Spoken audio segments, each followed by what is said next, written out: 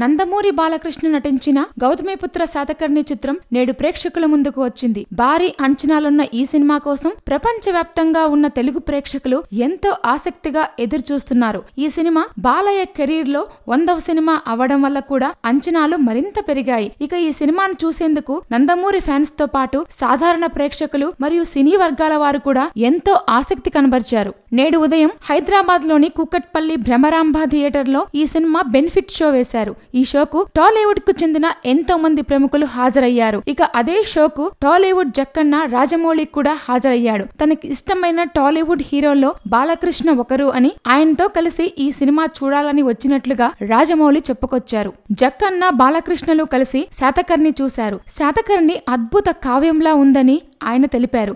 ఈ సినిమాను 79 రోజుల్లో తెరకెక్కించారంటే నమ్మశక్యంగా లేదని రాజమౌళి అన్నారు. ఈ చిత్రం చూసిన తర్వాత దర్శకుడు క్రిష్ నుంచి తాను ఎంతో నేర్చుకోవాల్సి ఉందని ఆయన అభిప్రాయపడ్డారు. 12 కోట్ల మంది తెలుగువారు గర్వపడేలా శాతకర్ణి చిత్రాన్ని క్రిష్ తెరకెక్కించారని రాజమౌళి తెలిపారు. తెలుగు చిత్రాల్లో గౌతమిపుత్ర శాతకర్ణి అజరామరం అని రాజమౌళి పేర్కొన్నారు.